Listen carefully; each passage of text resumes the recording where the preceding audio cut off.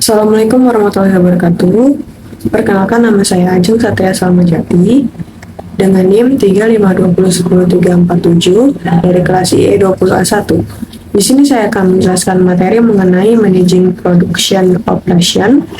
Video ini dibuat untuk memenuhi tugas ujian akhir semester mata kuliah Kapitas Lekta dengan dosen pengampu yaitu Bapak Sugeng Budi Raharjo, STMM. Pada video kali ini dengan materi Managing Production Operation akan dibagi menjadi 5 topik pembahasan, yaitu konsep Cost of Quality, konsep Statistical Process Control, konsep pembandingan sampling berbasis AQL, Accept Quality Limit, Taguchi Method dengan CPK, Process Capability Index, dan TPM atau Total Productive Maintenance. Pengertian cost of quality sendiri adalah suatu konsep yang digunakan untuk mengukur total biaya yang timbul akibat kegiatan yang terkait dengan kualitas, baik itu biaya yang dikeluarkan untuk mencegah atau memperbaiki masalah kualitas. Cost of quality biasanya dibagi menjadi 4 kategori utama, yaitu biaya pencegahan, biaya penilaian, biaya kegagalan internal, dan biaya kegagalan eksternal. Biaya pencegahan adalah biaya yang dikeluarkan sebelum produksi untuk mencegah kegagalan, seperti perencanaan kualitas, pelatihan, analisis data, dan pelaporan, pengendalian proses, dan program motivasi. Yang kedua, biaya penilaian mencakup biaya inspeksi, bagian, dan material yang masuk, baik oleh pemasok Anda atau oleh Anda saat menerima barang tersebut. Inspeksi dan pengujian produk Anda dalam proses dan sebagai produk jadi, serta memelihara peralatan uji. Yang ketiga, biaya kegagalan internal adalah biaya yang tidak akan muncul jika tidak ada catatan dalam produk sebelum pengiriman ke pelanggan.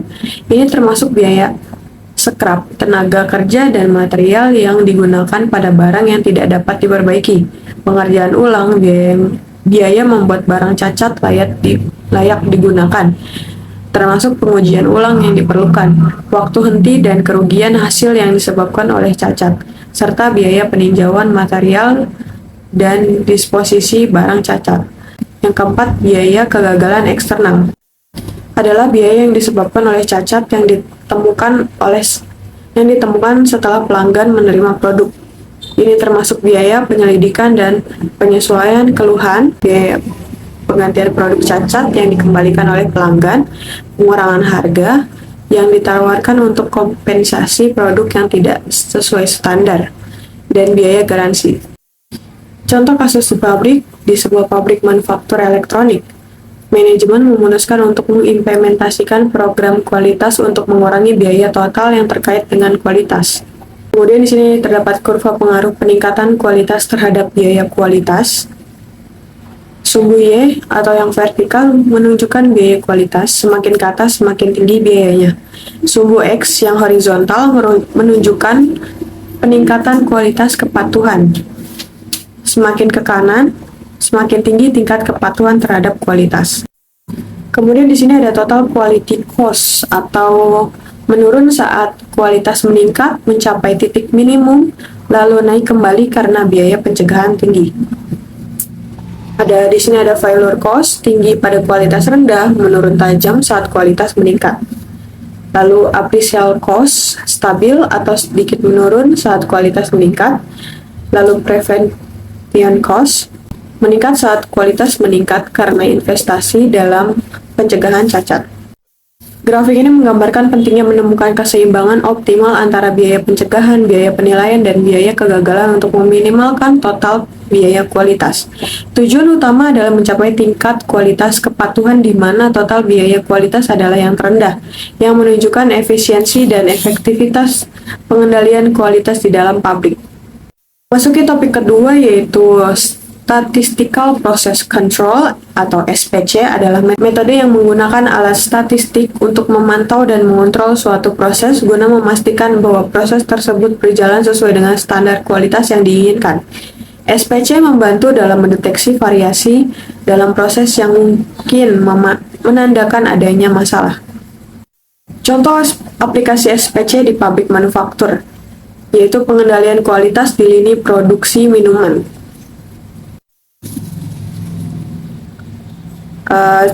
Ada beberapa proses seperti proses produksi, identifikasi parameter kritis, dan lain-lain. Berikut adalah contoh kasus pengukuran diameter lubang. Spesifikasi diameter lubang yaitu 1,250 plus minus 0,010 inci.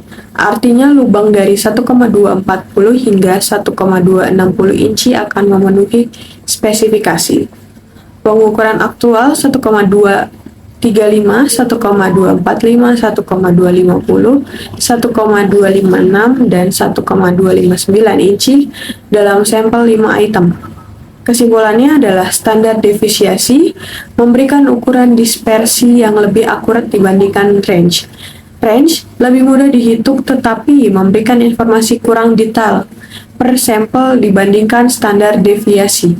Ini adalah cara dasar untuk mengukur dan menganalisis variasi dalam proses produksi menggunakan dua metode utama, rata-rata dan varians, serta penentuan cacat dan fraksi cacat. Memasuki topik ketiga yaitu EQL atau Exact Quality Limit adalah metode sampling yang digunakan untuk menentukan jumlah cacat maksimum yang dapat diterima dalam suatu lot produksi tanpa menolak lot tersebut. Konsep ini sering digunakan dalam pengendalian kualitas di pabrik untuk memastikan bahwa produk yang dihasilkan memenuhi standar kualitas yang ditetapkan. Berikut adalah contoh aplikasi EQL di sebuah pabrik manufaktur. Contoh aplikasi EQL di pabrik manufaktur elektronik. Pengendalian kualitas produk elektronik konsumen, proses produksi elektronik konsumen seperti smartphone melibatkan beberapa tahap, mulai dari perakitan komponen, pengujian fungsional, hingga pengemasan. Di sini ada contoh kasus, misal Anda menggunakan standar militer umum MIL STD 105E untuk mengambil sampel penerimaan atribut dari lot 2000 item dengan tingkat kualitas yang dapat diterima. EQL sebesar 1,0% cacat.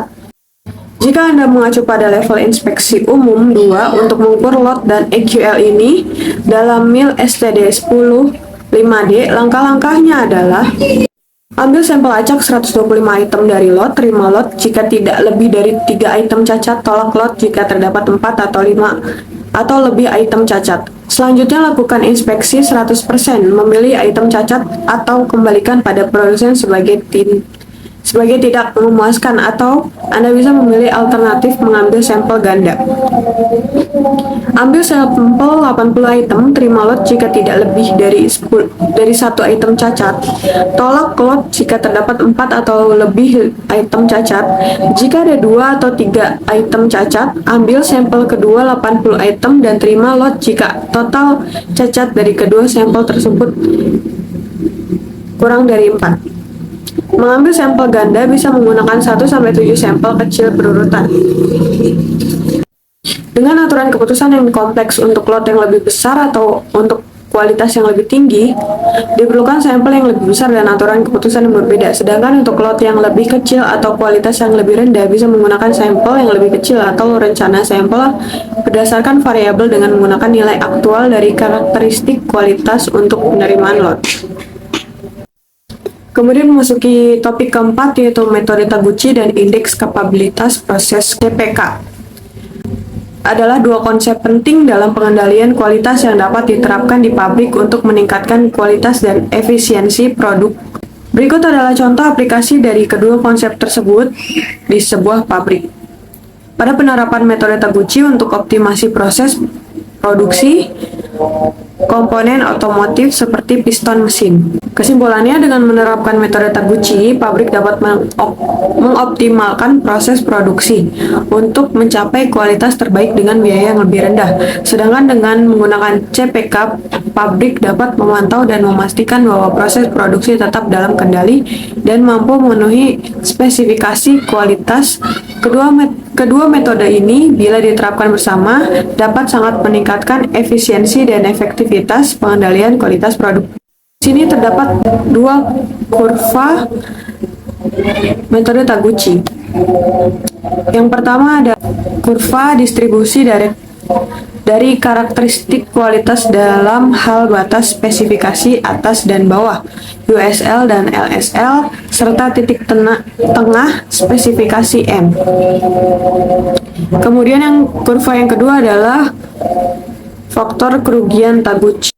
Pada kurva pertama, kesimpulan umumnya kualitas proses kurva yang lebih sempit A menunjukkan kualitas proses yang lebih baik dan lebih konsisten dibandingkan dengan kurva yang lebih besar B atau C. Kurva datar dan lebar D menunjukkan kualitas proses yang sangat buruk dan tidak terkendali. Variasi yang lebih besar dalam proses seperti pada C dan terutama D menunjukkan bahwa produk yang dihasilkan kurang konsisten dan lebih banyak produk yang berada jauh dari titik tengah spesifikasi M. Kontrol proses dengan distribusi yang lebih sempit dan tinggi seperti A dan B lebih terkendali dan diinginkan dalam praktik manajemen kualitas karena mereka menghasilkan produk yang lebih konsisten dan lebih dekat dengan nilai target M.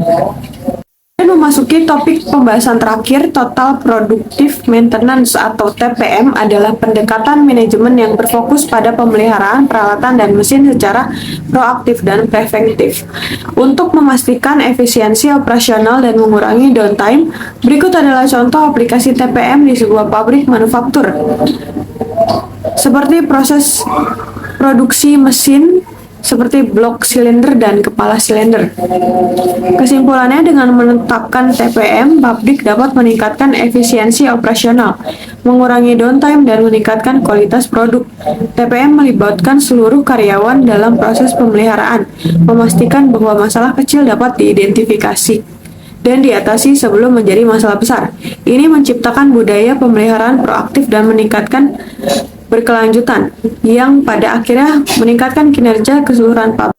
Sekian penjelasan dari saya, kurang lebihnya mohon maaf. Wassalamualaikum warahmatullahi wabarakatuh.